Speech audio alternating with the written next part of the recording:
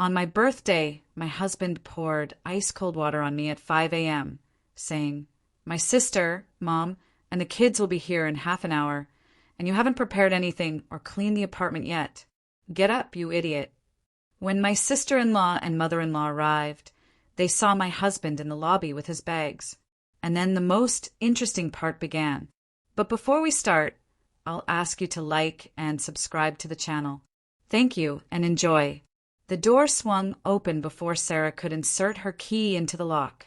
Jennifer stood on the threshold with 2 suitcases, and behind her back, 3 children aged 8, 6, and 4 were shuffling their feet. "Sarah, hey, we're crashing with you for a week. Our pipe burst. The whole apartment is flooded." Sarah looked at her sister-in-law, then at the suitcases, then back at Jennifer. "No." Jennifer laughed as if she'd heard a joke. "What do you mean, no? We're family." "No means no. Find a hotel." "Are you serious? A hotel with 3 kids?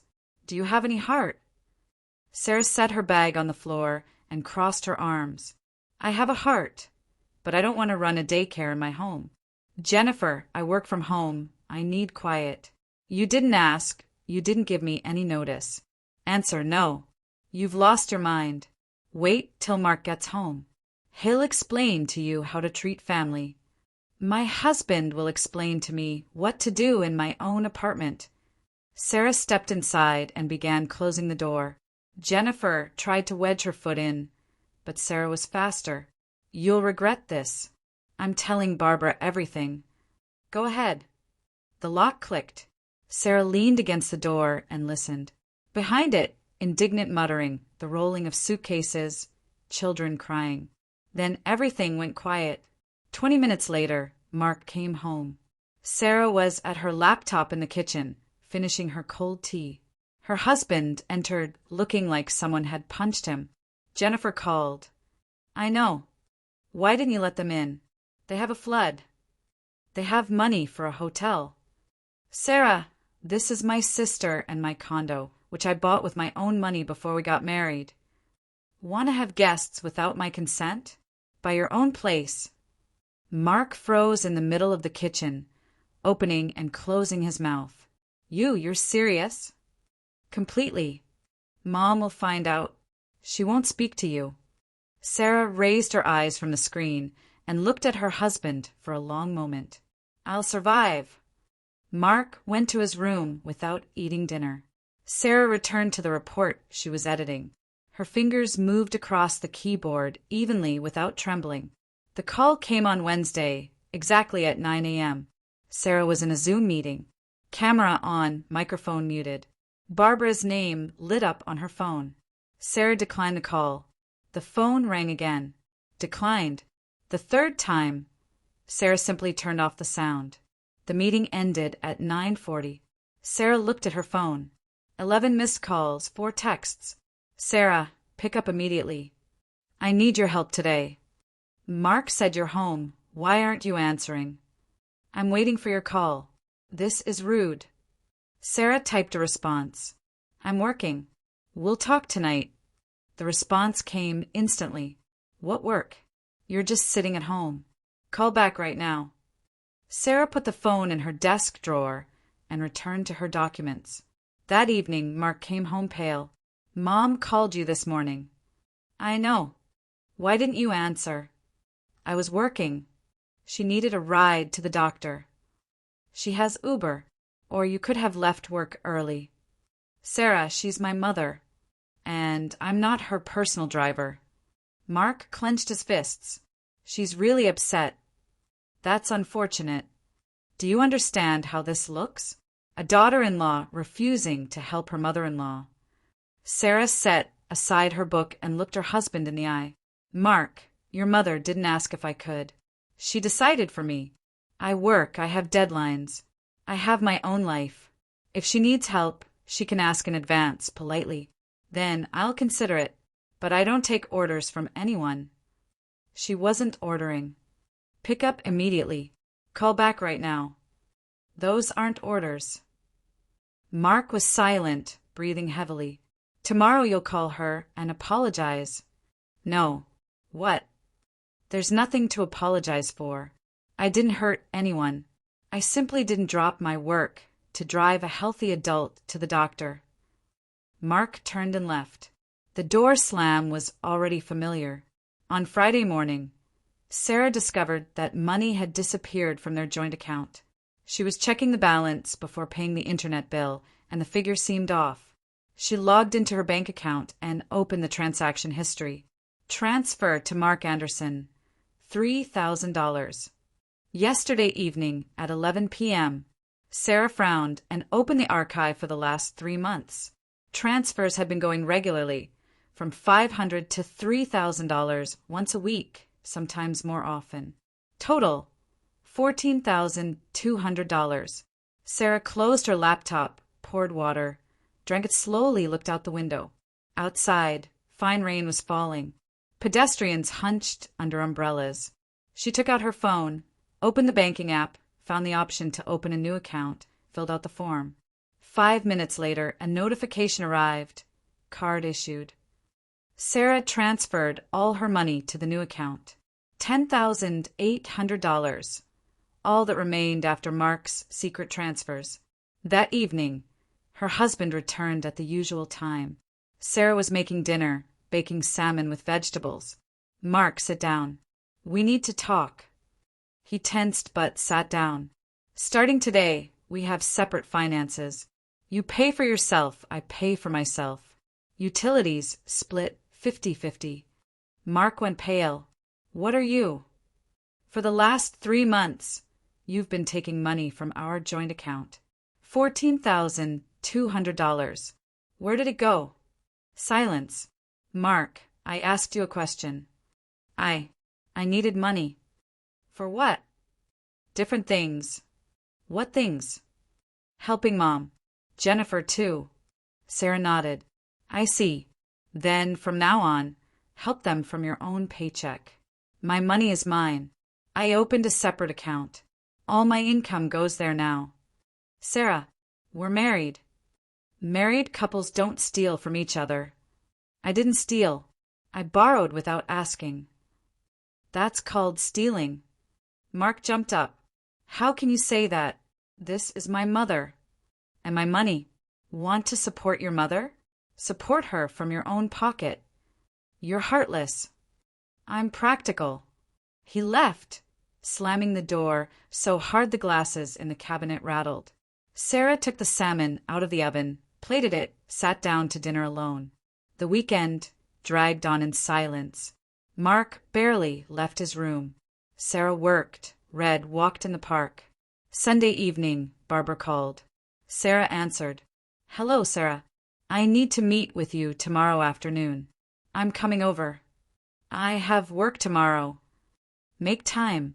It's important. Barbara, if you want to visit, give me a few days' notice. Tomorrow doesn't work. Can't or won't? Can't. I have a client meeting.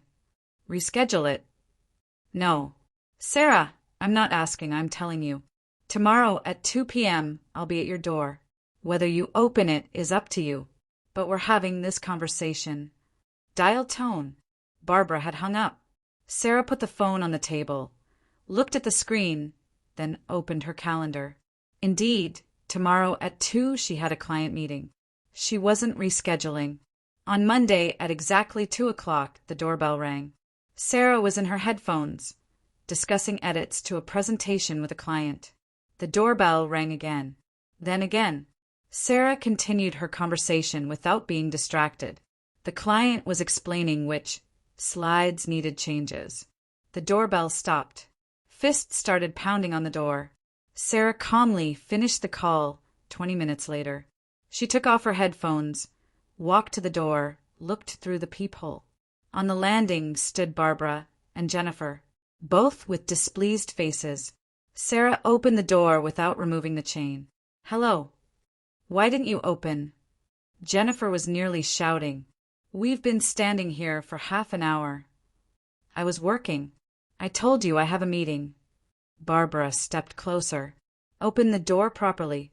We need to talk. Talk like this. I have another call in 10 minutes. Through the chain. If that doesn't work for you, Come another time with advance notice. Jennifer tried to stick her hand through the gap, but Sarah didn't budge. Remove your hand. Now. Her sister-in-law pulled back her hand, massaging her wrist. Barbara folded her arms. Mark told me about the account, about how you're hiding money now. Not hiding, keeping it separate so it won't be stolen. How dare you call it theft? Taking someone else's money without permission, that's theft.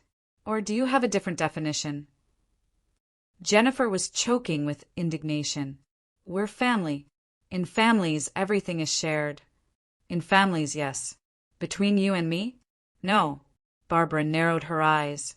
Listen carefully, Sarah. A wife has obligations to her husband, to his family. You're ignoring those obligations. Which obligations exactly? Helping when asked, supporting loved ones, being there. I'm there for my husband. You're not my loved ones. We're Mark's parents. And that automatically makes you my bosses? Silence. Barbara was breathing heavily. You've gotten arrogant. No, I simply don't allow my boundaries to be violated. Jennifer grabbed her mother's hand. Mom, let's go. It's useless with her. Barbara didn't move, staring at Sarah with a heavy gaze. You're destroying this family. No, I'm protecting myself. Mark is tired of you. Soon he'll realize what a mistake it was to marry you. Maybe. And don't come crawling back to us asking for forgiveness. I won't. Barbara turned and headed for the elevator. Jennifer shot one last venomous look at Sarah and followed her mother. Sarah closed the door, stood listening. The footsteps faded, the elevator hummed. She returned to her computer. The next call was in 8 minutes. She needed to prepare the files. Mark came home late that evening. Sarah was lying in bed, reading on her tablet. Mom called. I know. They came over. And nothing. We talked and they left. Sarah, they're trying to fix things and you. They're trying to put me in my place. There's a huge difference. Mark sat on the edge of the bed. Why can't you just be easier, softer? Because softness is seen as weakness and the weak get trampled. This is my family and my life, which I won't hand over to be destroyed. Mark was silent, then lay down, turning to face the wall. Sarah turned off the light.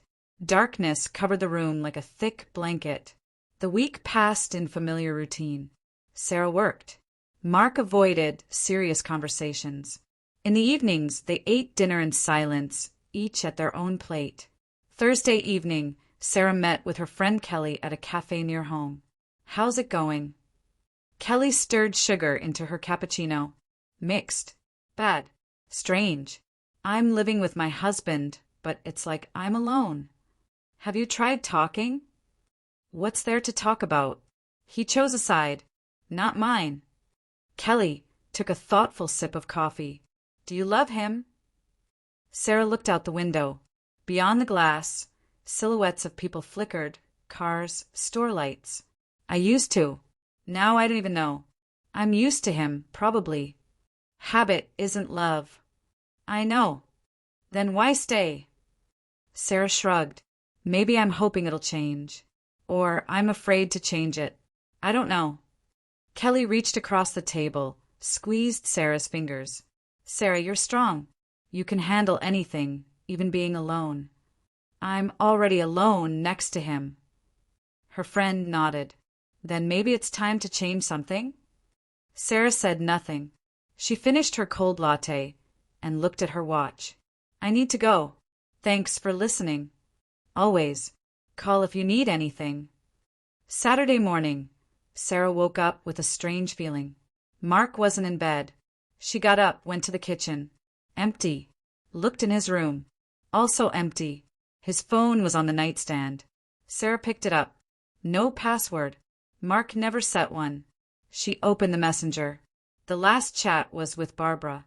Sarah scrolled through the messages. Mom, I don't know what to do. She's completely out of control. Mark, you need to be firmer. Women only understand strength. But how? Show her who's boss. Put her in her place. She put the condo in her name. I can't even kick her out. Then make her want to leave, or realize she can't survive without us. How? Think. You've got the perfect opportunity coming up. Her birthday. What about it? Jennifer and I will come over. We'll test her. See what kind of homemaker she is. Let her show what she's capable of. If she can't handle it, she'll know her place. Mom, but she'll say no. She won't if we come early, say for breakfast. She won't have time to prepare. Then we'll see what she's really made of. I don't know. Mark, are you a man or a doormat? Your wife should listen to you. If you let her keep acting like this, she'll completely dominate you. All right, let's try. Good boy. I'll book the tickets. We'll come on Friday. Next week, it's her birthday.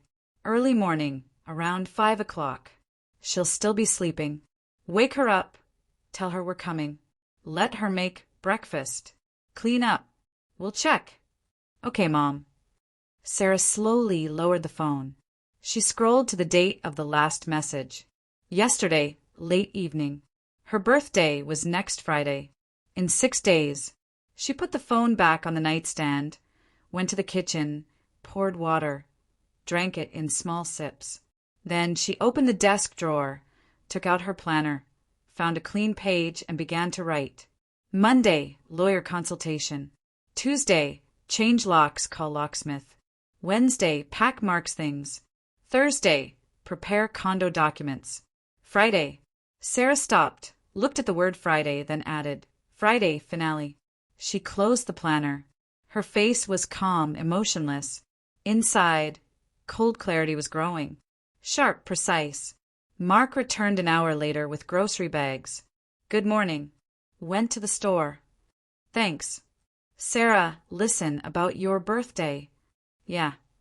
Well, maybe we'll celebrate somehow. Go out somewhere. We'll see. Just Mom was asking what to get you. I said you like books. Okay. Maybe we'll invite someone. Like Kelly. No. I want it quiet. All right, whatever you want. He went to his room. Sarah stayed in the kitchen, took the planner again, opened to the last entry, added one phrase. Want to test me on my birthday? You'll get what you deserve. Monday morning. Sarah woke up before her alarm. Mark was still sleeping, snoring softly. She quietly got up, dressed, left the apartment without breakfast. The lawyer's office was in an old brick building downtown. Sarah climbed to the 3rd floor, found the right door. The sign read, Margaret Chun, Family Law. The lawyer turned out to be a woman in her 50s with short hair and an attentive gaze. Have a seat. Coffee? Tea? No, thank you. I'm listening. Sarah took a folder of documents from her bag. I want to consult about divorce. Margaret nodded, opened her notepad. Tell me about your situation. Sarah spoke briefly, without unnecessary emotion, about a 4-year marriage, about a condo bought in her name before the wedding, about virtually no jointly acquired property, about no children. The lawyer listened, taking notes.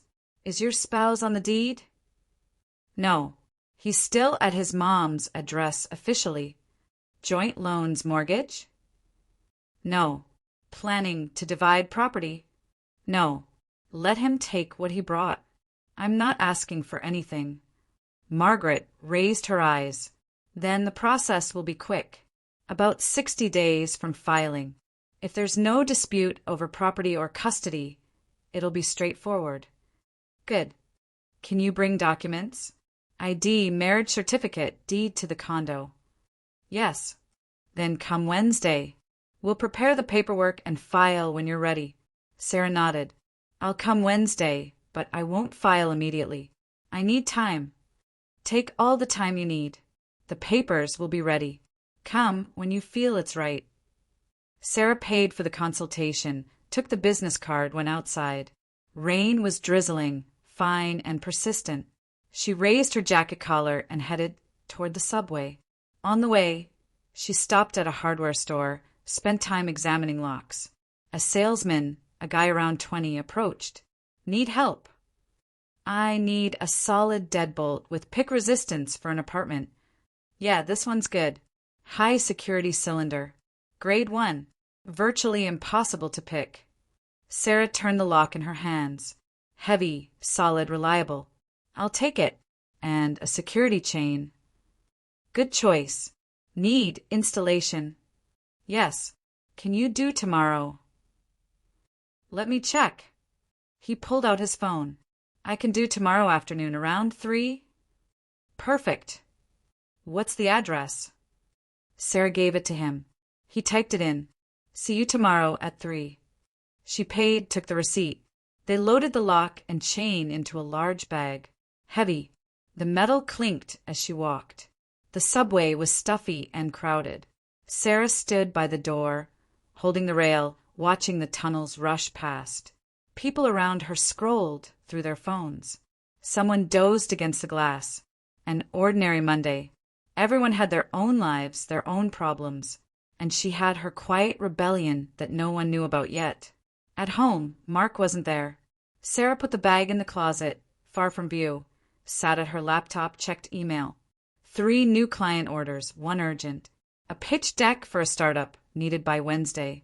Good. Work distracted her, filled the void. Sarah opened the file, started reading the brief. 20 slides. Clean design, emphasis on data. She sketched a rough layout, selected a color scheme. Navy, white, coral accents. Professional, but modern. Time flew by. When Sarah looked up from the screen, it was getting dark outside. The clock showed 6:30. Mark returned exactly at 7. The key turned in the old lock. For now. The door opened. Hey. Hey. How was your day? Fine. Worked. Me too. Exhausted. They ate in silence. Sarah reheated yesterday's soup, sliced bread. Mark scrolled through his phone, frowned, typed something. Sarah didn't ask. She didn't want to know. So, what do you want for your birthday? Mark looked up from the screen. Nothing. Come on, nothing? Maybe perfume. Jewelry. Don't need anything. Really. But Mom's asking. Sarah raised her eyes. Mark, I don't want gifts from your mother. Why not? Because every gift from her comes with strings attached. Control debt I'll have to repay. You're being paranoid. No, I understand how it works. Mark set down his fork. You know, I'm tired of this. Tired of you seeing ulterior motives in everything. Mom wants to do something nice and you. Mom wants to buy my compliance. I'm not for sale. Mark got up from the table without finishing. You're impossible to talk to. He went to his room. Sarah finished her soup, washed the dishes, wiped the table, swept crumbs. Everything methodically without hurry. Automatic movements, practiced to perfection. She poured tea, sat by the kitchen window. Beyond the glass, the city lived its life. Cars crawled along the avenue. Traffic lights blinked. Somewhere in the distance, skyscraper lights flickered. Sarah watched and thought about how in a few days everything would change forever. Strange feelings. Not fear, not joy. Something in between. Anticipation mixed with exhaustion. She finished her tea, rinsed the cup, went to the bedroom. Mark was already asleep. Or pretending. Sarah lay down, pulled up the blanket, closed her eyes. Tomorrow, new lock. Day after, lawyer.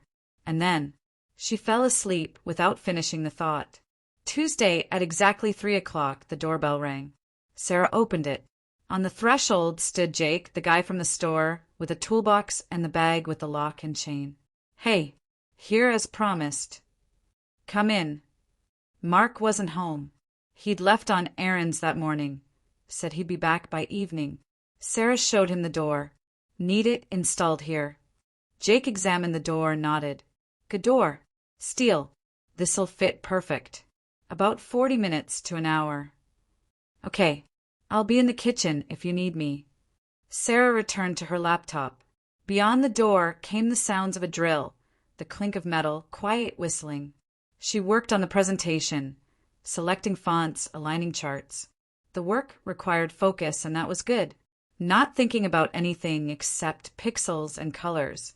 50 minutes later, Jake came to the kitchen, wiping his hands. All done. Want to check it out? Sarah went to the hallway. The new lock gleamed, the chain hung solid, looked imposing. Jake demonstrated how it worked. See, you turn the key like this. 1, 2, 3 clicks locked. To open, same 3 turns. The chain latches like this. Can't be removed from outside. Sarah tried it herself. Locked, unlocked. It worked smoothly. Perfect. How much do I owe you? He named the price. Sarah paid, walked him to the elevator. If you need anything else, call. Jake handed her his card. Happy to help. Thanks. The elevator took him down. Sarah returned to the apartment, locked the door with the new lock. 3 clicks. Secure. She hung the chain, checked again, then took 2 sets of keys from her pocket. She put one in her purse in the inner pocket, the second in the desk drawer, under a stack of documents. Deep. She returned to work. The presentation was almost ready. Just needed to proofread. Sarah read slowly, fixing typos, changing wording. By 6 p.m., the file was ready. She sent it to the client with a short email. First draft. Awaiting feedback. The response came in 10 minutes. Perfect. Exactly what we needed. Edits tomorrow. Sarah closed her laptop, stood up, stretched. Her back was stiff from sitting. She walked around the apartment, loosened her shoulders. Mark returned at 8 p.m. with takeout bags. Hey, got us dinner. Chinese, lo mein, and orange chicken. Thanks. He went to the kitchen, not noticing the door. Sarah watched him. Good. He didn't notice. They ate in silence. Mark talked about something at work, about a co-worker who messed up a report. Sarah nodded in the right places, but only half listened. Her thoughts were far away. On Wednesday, at the lawyer's office where she'd sign papers. On Friday, when everything would happen. After dinner, Mark went to shower. Sarah stayed in the kitchen, washing dishes. Warm water ran over her hands, bubbles formed. She scrubbed plates with the sponge, rinsed, put them in the rack. Mechanical movements were calming.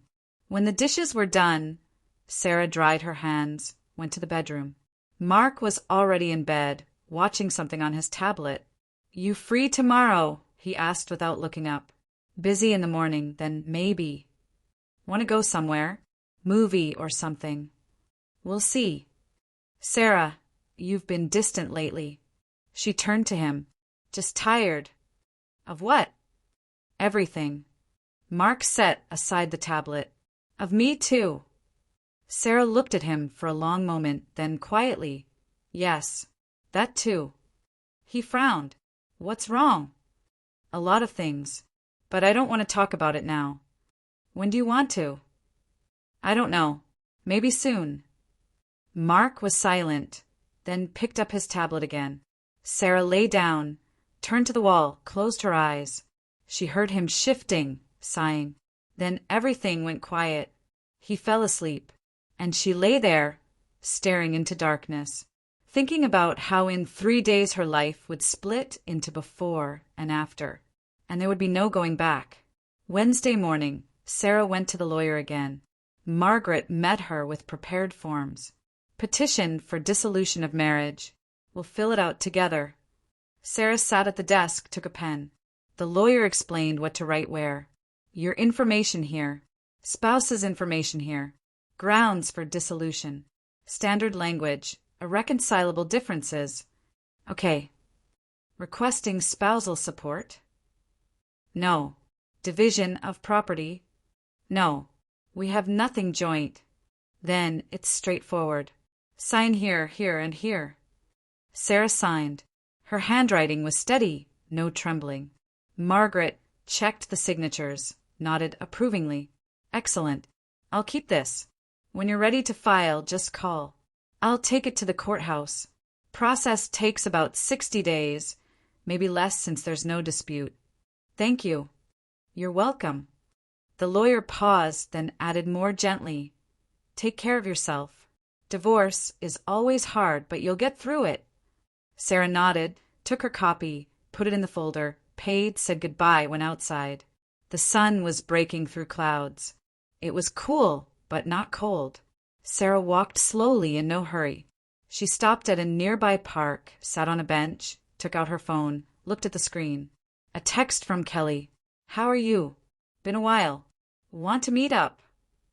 Sarah typed back. Tonight at 7? Our usual cafe. Kelly answered immediately. Done. Sarah put away her phone, sat watching the path. Moms with strollers, joggers, an elderly couple on another bench. Life flowing on. She got up, headed to the park exit.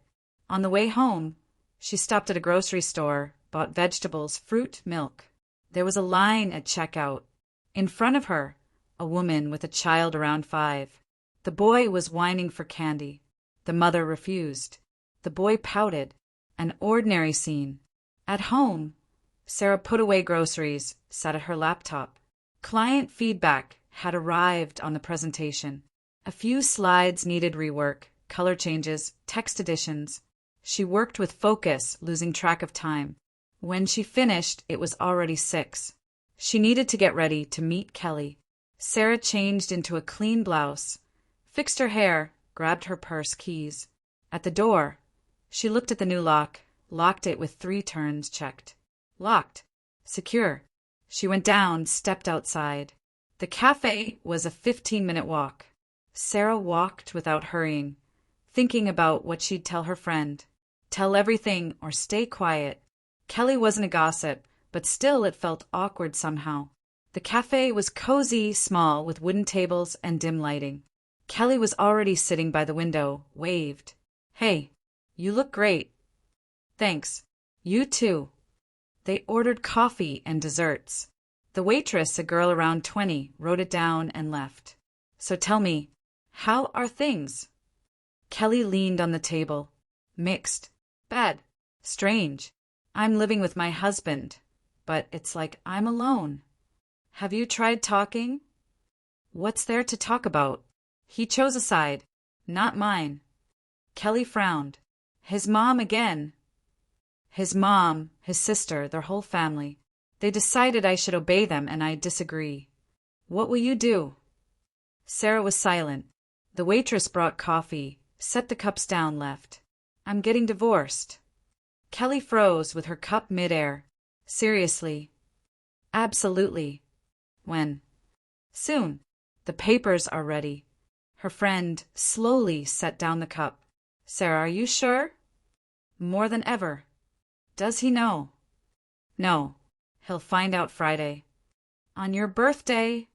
Yes. His mom and sister are planning to come early in the morning to test me. They think I don't know. But I know. And I'm ready. Kelly was silent, processing. So you're specifically waiting for Friday? Yes. I want them to see the consequences of their games. That's bold. Or crazy. I don't know. But I can't do it any other way. Kelly reached across the table, squeezed Sarah's hand. You're strong. You'll get through this. I hope so. They drank coffee, talked about everything. Work, summer plans, a new show Kelly was watching. Normal conversation, distracting from heavy thoughts. When they were paying, Kelly asked, Need help? Moral support or anything? No, I'll handle it. But thanks for offering. Call anytime. I'm here. They hugged goodbye. Sarah went home. The evening was quiet, warm. Streetlights were coming on one by one, illuminating the streets with soft light. At home, Mark was in the living room watching basketball.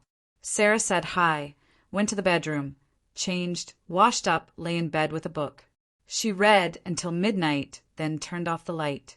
Mark came later, lay down next to her, didn't say a word. Sarah pretended to be asleep.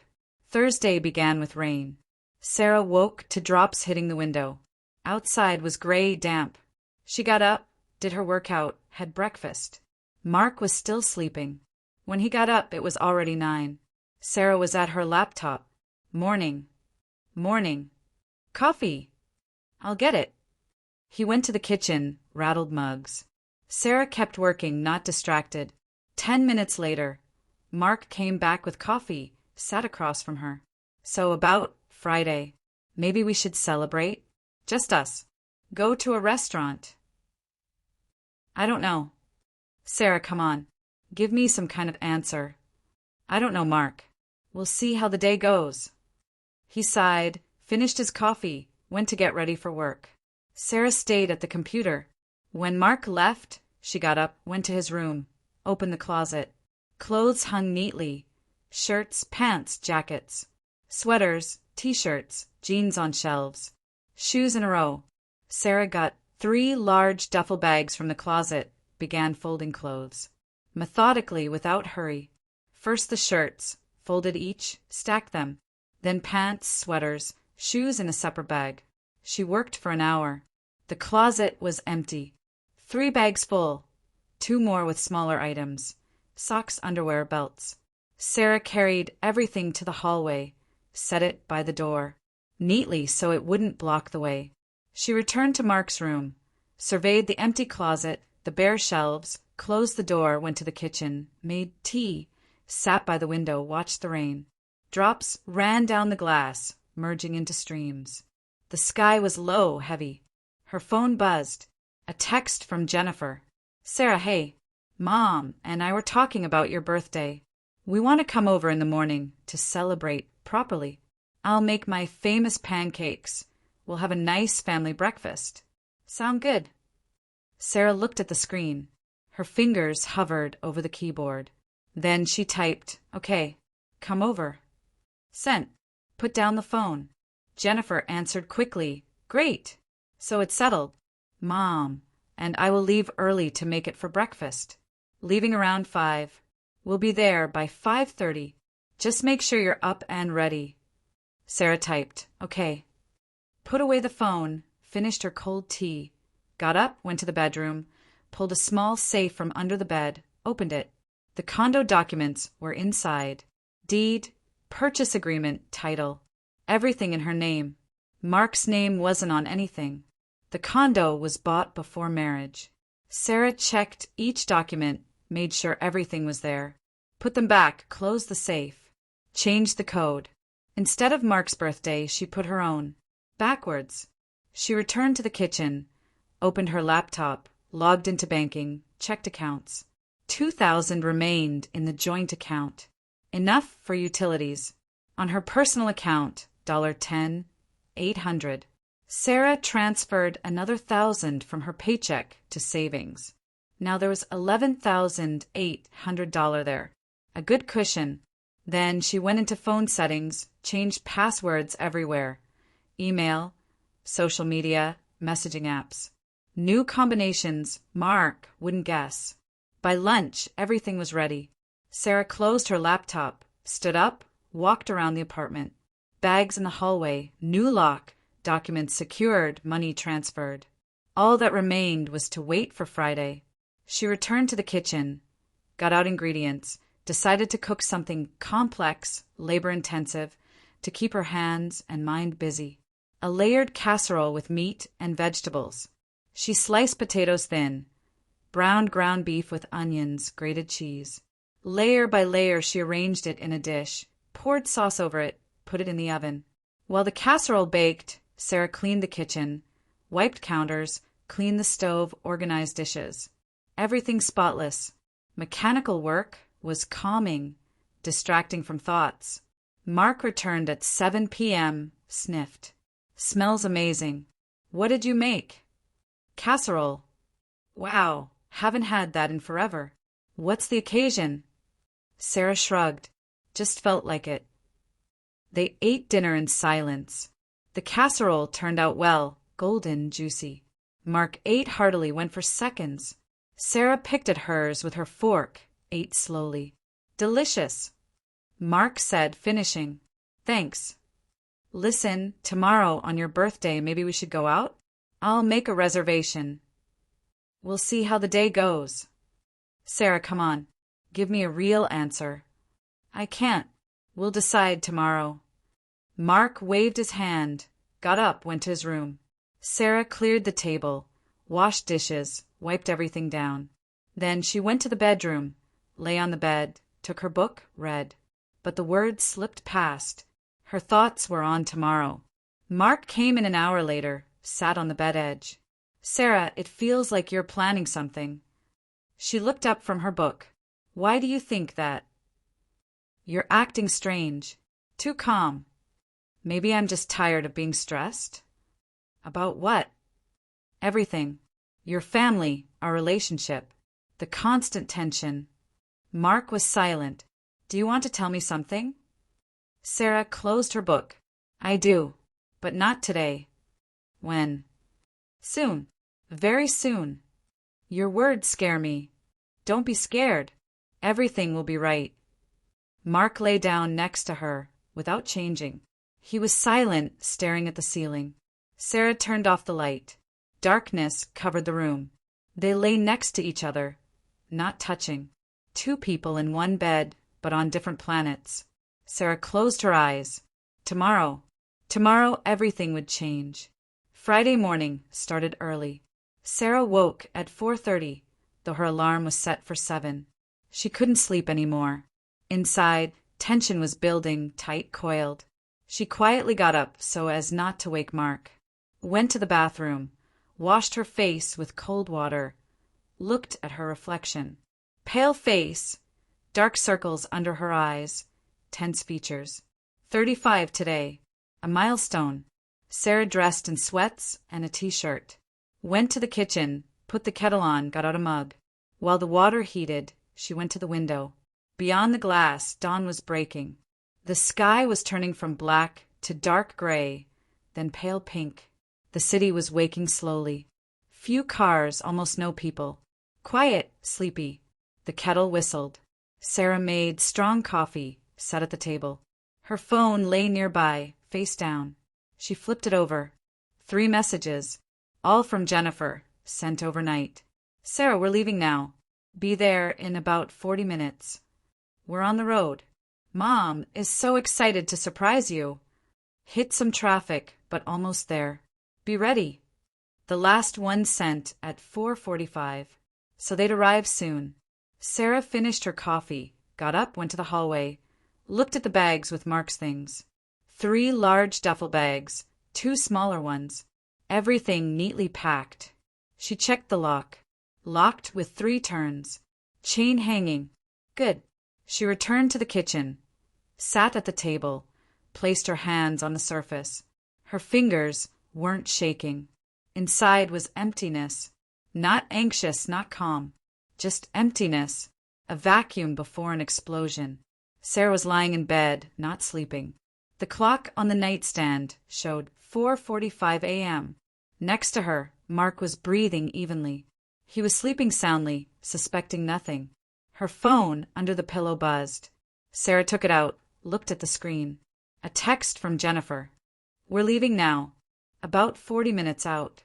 Mom said, "Have Mark wake you up and tell you to start making breakfast." Sarah put the phone back, closed her eyes, pretended to be asleep. Inside, tension was growing, but outwardly she was completely still. 5 minutes passed. Mark's phone on his nightstand buzzed. Once, twice, 3 times. Mark stirred, groaned, reached for his phone, looked at the screen, froze. Sarah saw through barely open eyes how he sat up sharply. Read the message. Then another. His face tensed. Mark looked at the clock. 5 to 5 in the morning. He turned to Sarah. Sarah, wake up." She didn't move. "Sarah." His voice louder. He shook her shoulder. Sarah continued lying motionless, breathing evenly, perfectly mimicking sleep. Mark got out of bed, paced the room, came back, shook her again. "Sarah, come on, wake up. Mom and Jennifer are coming. They'll be here in half an hour." Silence. Mark started getting nervous, shook her harder. "Sarah, get up right now. We need to make breakfast, clean up. They're already on their way." Sarah didn't react, breathed slowly, deeply. Perfect imitation of deep sleep. Mark was pacing. His phone rang. probably his mother. He grabbed it. Hello, Mom. Yeah, I know. No, she won't wake up. I'm shaking her, calling her. It's not working. What should I do? Sarah heard the muffled, angry voice through the line. Okay, Mom. I'll try. Mark put down the phone, stood breathing heavily, then abruptly left the room. Sarah opened her eyes, slightly listened. Footsteps in the kitchen, the tap running, water pouring. She understood what he was planning. She tensed but kept lying still. Mark returned. In his hands was a large plastic pitcher. He stood by the bed, looked at his wife, then abruptly tipped it. Ice-cold water crashed down on Sarah, on her face, hair, shoulders. Her pajamas soaked through instantly. The cold pierced her body, knocked the breath from her lungs. Sarah cried out, sat up in bed. Water dripped from her hair, her face. The comforter was soaked. The sheets were cold and wet. Mark stood over her with the empty pitcher. His face was twisted with panic and anger. My sister, Mom, and the kids will be here in half an hour, and you haven't prepared anything or cleaned the apartment yet. Get up, you idiot. Sarah sat without moving. Water ran down her back, her arms. Cold, icy. She looked at her husband, silently for a long time. Mark lowered the pitcher, stepped back. His voice broke into a higher pitch. Why are you just sitting there? Get up. We need to cook. Mom will be here in 20 minutes. Sarah slowly got out of bed. Water dripped onto the floor, forming a puddle. Her pajamas stuck to her body. Her hair hung in wet strands. She looked at Mark. Her face was absolutely calm, cold, like the water he'd poured on her. Get out of my home. Mark blinked. What? I said, get out of my home. Right now. What are you talking about, Sarah? This isn't the time for jokes. Mom is coming. Let her come. And you leave. I'm not going anywhere. This is my place, too. Sarah took off her wet pajama top, threw it on the floor, pulled off her pants. She stood in her underwear, all wet. This is my condo. It's in my name, bought with my money before we got married. You lived here as a guest. You don't live here anymore. Mark stared at her, not believing what he heard. You've lost your mind. No, I've just made a decision I should have made long ago. Sarah went to the bathroom without closing the door, turned on the shower, stood under hot water, washing away the cold. Mark stayed in the bedroom in shock. 5 minutes later, Sarah came out, wrapped in a bathrobe. Her hair was wet but no longer icy. She walked past Mark to the hallway, opened the door. 3 duffel bags and 2 smaller bags stood by the wall. Here are your things. I packed them yesterday. Take them and leave. Mark burst out of the bedroom. Sarah, you can't do this. Mom will be here in 10 minutes. Let her come. She'll meet you in the lobby. What do you mean in the lobby? Like this. You'll leave now with your stuff and wait for your mommy downstairs. I'm not leaving. Sarah took her phone from her robe pocket.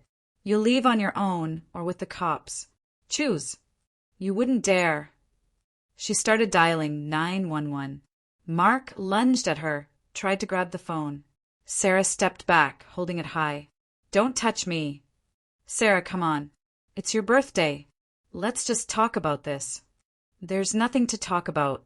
You poured ice-cold water on me. Called me an idiot on my birthday because your mother told you to. That's it. We're done. Mark dropped to his knees, grabbed his head. Sarah, I'm sorry. I didn't mean to. Mom just said you needed to get up and cook. I panicked. You made a choice. Your mother is more important than your wife. Live with that choice. But I apologized. Too late. Sarah went to the door, opened it wide. The bag sat right on the threshold. Leave. Last time I'm saying it. Mark slowly stood, looked at the bags, then at Sarah, then back at the bags. Are you serious? Absolutely. He grabbed one bag, dragged it to the elevator, came back for the second. His face was red, his hands shaking. Sarah, think about this. Where am I supposed to go? To your mother's. She'll tell you what to do, like always. Mark took the third bag, then the smaller ones, carried everything to the elevator, came back, stood in the doorway. We can talk about this. Let's discuss it calmly after Mom leaves. No, we're done. There's nothing to discuss. But I'm your husband. You were. You won't be anymore. Sarah started closing the door. Mark threw up his hand, pushed against the frame. Wait, I won't let you close this door. Sarah looked at his hand, then at his face. Remove your hand, or I'll break it with the door. You wouldn't. She pushed the door hard. Mark yelped, jerked his hand back. Sarah slammed the door, turned the key, 3 times, hung the chain. Behind the door, yell. Sarah, open this door right now. She stood with her back against it, listening as he pounded on the metal, screamed, demanded she open. Then it hit him. A muffled groan. No, no, no, no. The keys were left inside. Sarah smirked, went to the kitchen, put the kettle on, got out a mug, made coffee, sat by the window. Outside, dawn was breaking. The sky was turning from gray to pinkish. The city was waking. Her phone buzzed. A text from Jennifer. Sarah, we just pulled up. Coming up now. Open quick. Sarah finished her coffee, got up, went to the bedroom, dressed in jeans and a sweater, dried her hair, looked at herself in the mirror. An ordinary face, a bit pale but calm. Happy birthday, Sarah. From the hallway came muffled sounds. Voices, footsteps. They'd arrived. Sarah left the bedroom, went to the front door, listened. Behind the door, voices. Mark, what are you doing out here? Why are you in the hallway? This was Barbara. Her voice was sharp, bewildered. Mom, she kicked me out. What do you mean, kicked you out? She locked the door. Won't let me back in. That's ridiculous. We'll fix this right now. A doorbell ring. Sharp, long. Sarah didn't open it. She stood with her arms crossed. The bell rang again, then pounding started. Sarah, open this door immediately. This was Barbara. Silence. Sarah, we came to celebrate your birthday. Open the door. Sarah stepped closer, spoke loudly, clearly. No. Behind the door, silence, then an explosion. What do you mean, no? Open right now. No. Leave. We won't leave. We have gifts, food. We wanted to make breakfast. I didn't ask you to. Leave. Jennifer's voice. Sarah, what are you doing? We drove all this way. We got up so early. You did it for yourselves, to test me, to humiliate me. I know everything. Heavy silence. Barbara spoke. Her voice became quieter, more ingratiating. Sarah, don't be silly. What test? We really wanted to celebrate with you. You wanted to show I'm a bad homemaker, that I can't host guests, that I'm not worthy of your precious Mark. I read the messages. I know your plan. Silence. Mark. Barbara barked. Did you show her our texts? No. She went through my phone herself. It was lying there with no password, Sarah said calmly from behind the door. I just opened the messages and saw the truth. Barbara started hammering on the door. Open this door right now. How dare you? I won't. Leave, or I'm calling the police. What police? We're family. No, you're strangers who tried to break me. It didn't work. Jennifer sobbed. The kids are hungry. We got them up at 4:30 for you. That's your problem. I didn't invite them. Go to IHOP or go home. We're not leaving. Sarah took out her phone, dialed 911, put it on speaker, held it near the door. 911, what's your emergency? Hi, I need help. At my address, 3 adults and 3 children are causing a disturbance at my door. They refuse to leave. They're banging on the door and yelling. The address is... Behind the door, noise, panic. She's really calling. Mom, we need to go. We're not going anywhere. Sarah continued calmly. Yes, they showed up uninvited at 5 a.m. They're refusing to leave the hallway. They're making threats. Also, they brought young children who are now in a cold hallway, hungry and upset. You might want to check on the children's welfare. What? Jennifer shrieked. What welfare? My kids are fine. The dispatcher said something. Sarah listened. Yes, I'll wait for the officers. I'll be a witness. Thank you. She hung up, listened. Behind the door, panic. Mom, she actually called the cops. I heard. What do we do? Mark, open this door immediately. I don't have keys. They're inside. What do you mean, inside? She locked me out. Barbara was breathing heavily. Then she spoke, trying to control her voice. Sarah, okay. Cancel the police. We'll leave. Just cancel it. Too late. They're already coming. But we said we'll leave. I don't believe you. You'll camp out here or come back. Let the police handle it. You, Barbara, choked with rage. You planned all this. No, you planned it. I just responded. Jennifer was crying. Because of you, CPS will take my kids. Because of you, your kids are stuck in a cold hallway at 5 a.m. That's on you, not me.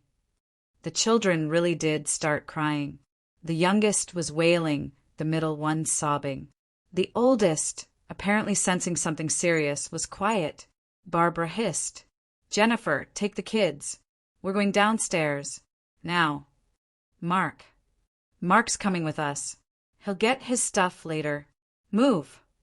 Noise, stomping feet, voices fading. Sarah went to the peephole, looked out. The hallway was empty. Just a few bags by the wall, Mark's things. She returned to the kitchen, sat at the table, poured more coffee. Her hands weren't shaking. Inside was strange emptiness. Not bad, not good. Just emptiness. 15 minutes later, the intercom buzzed. Sarah went to it, pressed the button. Yes. Police. We're coming up. Okay. She waited for the elevator. Opened the door with the chain on. On the landing stood 2 officers, a man around 40 and a younger woman. Ma'am, you called. Yes. Come in. Sarah removed the chain, let them in. The male officer looked around the hallway, noticed the bags. Whose belongings? My soon-to-be ex-husband's. I kicked him out this morning. Soon-to-be ex? In a couple days it'll be official. The divorce papers are ready. The female officer took out a notepad. Can you tell us what happened? Sarah told them briefly, without emotion, about how her husband poured ice water on her at 5 a.m., called her an idiot, demanded she prepare breakfast for his mother and sister, about how she kicked him out with his things, about how the relatives showed up, refused to leave, made threats. The officers listened, took notes. Where are your husband and his family now? They went downstairs. They got scared when they heard I called you. Want to file a report? Sarah thought, no, just make sure they take his stuff and don't come back. All right. And the children? You mentioned concerns about their welfare. I said they were brought to a cold hallway at 5 a.m. hungry. That's true, but they don't need to be removed. Just let the mother think about whether it's worth dragging kids into her drama. The woman nodded. Understood. We'll go down, talk to them, make sure they take the belongings and leave. Thank you. The officers left. Sarah closed the door, leaned against it, stood like that for a moment, then returned to the kitchen, sat at her laptop, opened her work email. Life went on. Half an hour later, the intercom buzzed. Sarah went to it. Yes. It's Officer Martinez. They took the bags and left. They won't bother you again. Thank you. Do you need any resources? Counseling? Legal aid? No, I have everything handled, but I appreciate it. All right then. And happy birthday, by the way. Sarah smiled. Thanks. This is definitely the most unusual birthday of my life. I hope the rest of your year is better. It will be. The connection ended. Sarah returned to the kitchen, looked at the clock. 7 a.m. The day was just beginning. She made strong coffee, sat by the window. Beyond the glass, the city was living its ordinary life. People rushing to work, cars in traffic, the sun rising over buildings. Sarah drank her coffee slowly in small sips. Inside, understanding was gradually coming. She was free, truly free. No husband who wouldn't protect her. No mother-in-law who tried to control her. No sister-in-law constantly demanding things. There was only her, and her condo, and her life. Her phone buzzed. A text from Mark. "Sarah, I'll pick up the rest of my stuff next week. I'll leave the keys in the mailbox." She didn't answer, just blocked the number. Then a text from an unknown number. Probably Mark, using someone else's phone. "You'll regret this. Mom says you ruined your life. No one will want you now." Sarah smirked, typed back. "Don't need anyone. I'm fine alone." Blocked that number too. Another text from Jennifer. "Because of you, the cops questioned us, scared my kids. You're heartless." Sarah replied, "Because of you, your kids were stuck in a freezing hallway at 5 a.m. Don't confuse cause and effect." Block. Barbara texted too. "You destroyed this family. Mark is miserable now. I hope you're satisfied." Last reply. "Mark is miserable because he never grew up. That's your fault, not mine." Block. Sarah put down her phone, finished her coffee, stood, stretched. Her body ached from tension and lack of sleep, but her soul was lighter than ever. She went to the bedroom, stripped the bedding. It was still damp from that ice water. Threw it in the wash, got fresh sheets, made the bed. Clean white sheets, smelling fresh. Then she walked through the apartment, dusted, vacuumed, tidied up. Not because she had to, but because she wanted to. This was her space, her sanctuary. By 10, everything was clean. Sarah showered, changed into comfortable clothes, returned to the kitchen, took out her phone, called Kelly. "Hey, happy birthday. How are you?" "Thanks. Things are great. I got divorced." Pause. "What? How did you get divorced?" "Well, not officially yet, but basically yes. I kicked out my husband this morning. For good." "Sarah, what happened?" She told her. Kelly listened, gasped, asked questions. When Sarah finished, her friend exhaled. "Oh my God, you're a hero." "No, I'm just done tolerating." "And how are you? Holding up?" "Great. Honestly, I feel free." "Let's meet tonight. Celebrate your liberation." 7 at our usual place. "I'll be there." Sarah hung up, smiled. For the first time in many days. Genuine easy. She opened her laptop, went to email, wrote to the lawyer. "Margaret, please file the petition." "I'm ready." The response came quickly. "Will do. I'll file Monday morning." "Take care of yourself." Sarah closed her laptop, stood, went to the window, looked at the city, at the people below, at the cars, at the trees swaying in the breeze. 35 years old. A new life begins today. That evening, Sarah met Kelly at the cafe. They sat at their favorite table, had wine, ate pasta. A toast to your freedom. Kelly raised her glass. "To freedom," Sarah echoed. They drank. Kelly looked at her friend closely. "Do you really have no regrets?" "Not one. You know, when he poured that water on me, I knew it was over. That someone who loves you would never do that. Under any circumstances." "Where is he now?" "At his mom's, probably. Let him stay there. Let her keep controlling him. And I'll live my life. Work, travel, see friends. Do what I want." "New relationships?" Sarah shrugged. "Maybe someday, but not anytime soon. First, I need to learn to be happy alone." "You're smart." They finished their pasta, ordered dessert, talked about everything, work, plans, shows. An ordinary evening with a friend. But for Sarah, it was special. The first evening of her new life. When they were paying, Kelly said, "You know, I'm proud of you. Not everyone would have the guts to do this. I just couldn't live the lie anymore." And that's right. We only get one life. Why waste it on people who don't appreciate you? Sarah nodded. They left the cafe, hugged goodbye. Call if you need anything, Kelly said. I will. Sarah walked home. The evening was warm, quiet. She walked slowly, not rushing. She looked at shop windows, at people, at city lights. At her building. She stopped, looked up at her windows. The light was on. She'd forgotten to turn it off when she left. But that was okay. This was her place, her light, her life. She went up in the elevator, opened the door. Silence. Pleasant, cozy silence. Sarah got ready for bed, lay down on fresh sheets, closed her eyes. 35 years old. A new life. New possibilities. She smiled and fell asleep. A week passed. Sarah worked, met with clients, walked in the evenings. Mark didn't appear. Barbara didn't call. Jennifer was silent. Monday, Margaret reported the petition was filed. The court date was set for 2 months out. Wednesday, Sarah got a bonus for a project. Large, unexpected. She transferred it to savings, smiled. Life was improving. Friday, exactly a week after her birthday, Sarah was at a cafe with her laptop working. She ordered a cappuccino and a croissant.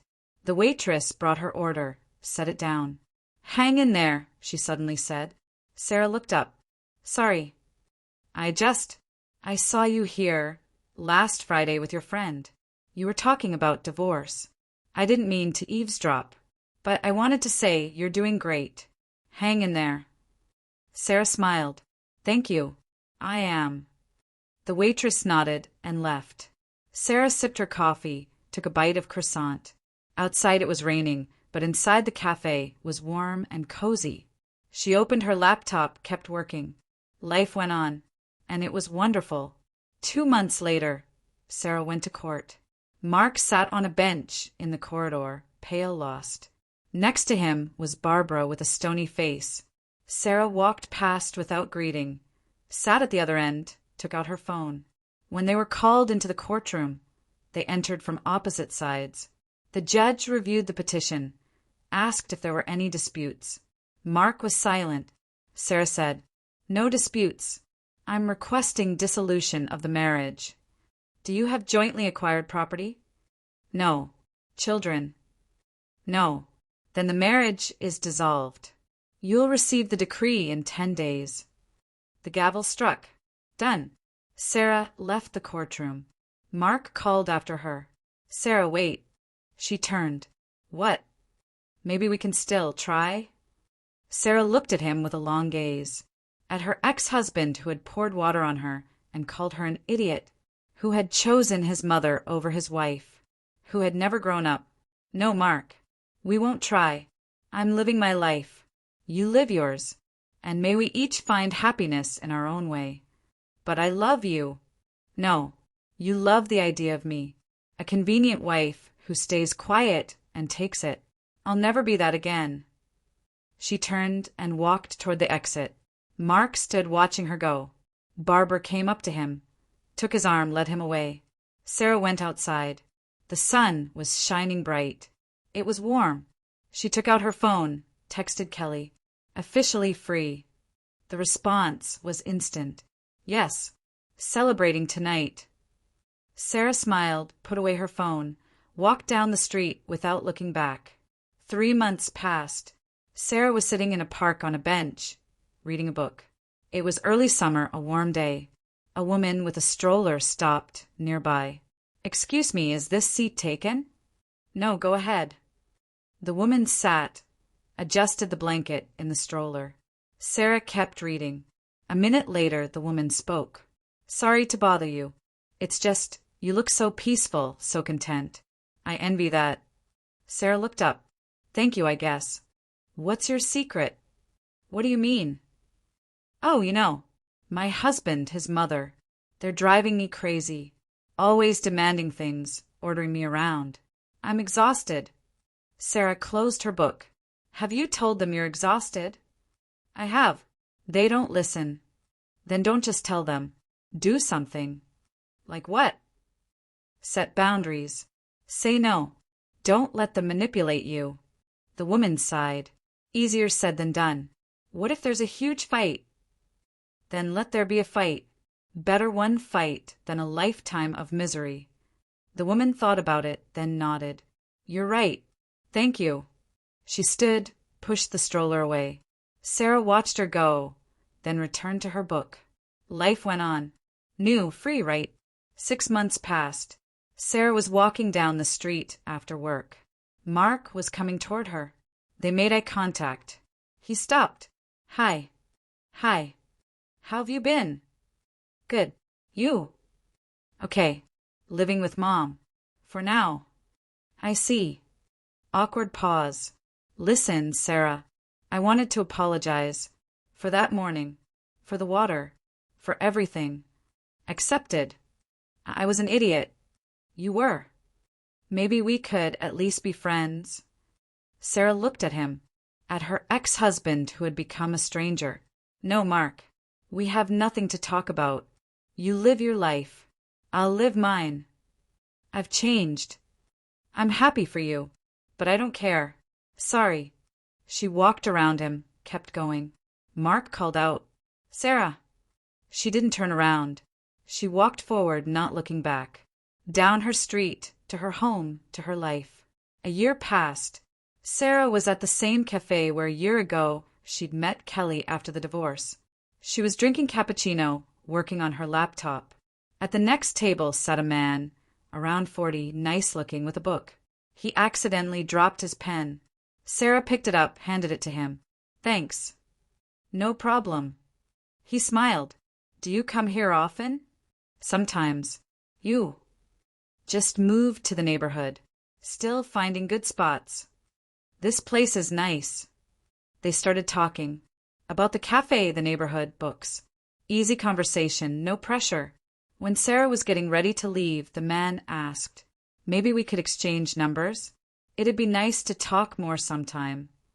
Sarah thought for a moment, then nodded. Sure. Why not? They exchanged numbers, said goodbye. Sarah left the cafe, smiling. Not because she'd met a guy, but because she was ready. Ready for new connections, new possibilities. Ready for life. 36 years old. A year of freedom behind her. Everything else ahead. She walked down the street, and the world felt full of possibilities. 2 years passed. Sarah stood by her window, looking at the city. Outside, snow was falling, the first of the season. Her phone buzzed. A text from Kelly. Sarah, you won't believe this. I ran into Mark today. He's getting married again. Sarah read it, smiled, typed back. Good for him. I hope it works out better this time. Kelly responded, You're not upset? Not at all. Honestly, I don't care. That's the right attitude. By the way, how are things with that guy from the cafe? Sarah looked toward the kitchen. There stood David, that same man from the cafe, making dinner. They'd been dating for 6 months. Not living together yet, but everything was going well. Calmly, steadily, no pressure. Sarah typed. Really good. Really, really good. Kelly sent a heart emoji. Sarah put away her phone, walked over to David. Need help? Can you toss the salad? Sure. They cooked together, talked about their days. Easy, natural. No tension, no games, no manipulation. When dinner was ready, they sat at the table. David raised his glass. What should we toast to? Sarah thought. To freedom. To choosing to be together, not being forced. Beautifully said. They drank, ate, then sat on the couch, watching a movie. Sarah leaned against David, felt calm. Not wildly in love, not passionately infatuated. Just calmly. Safely. Right. This was adult love. Between people who knew their worth. Who wouldn't tolerate disrespect. Who chose a partner, not a savior or a tyrant. The movie ended. David checked his watch. I should head out. Early morning tomorrow. Okay. He got his things, kissed her goodbye. Talk tomorrow? Definitely. After he left, Sarah was alone. She cleaned up, washed dishes, walked through her apartment. Her beloved, quiet apartment. She lay in bed, closed her eyes. 37 years old. 2 years of freedom. A new relationship built on respect. Life hadn't turned out the way she'd dreamed as a young woman. It turned out better, more honest, more true. Sarah smiled and fell asleep. And in the morning, she woke up, made coffee, sat down to work. An ordinary day, an ordinary life. Her life. And it was wonderful.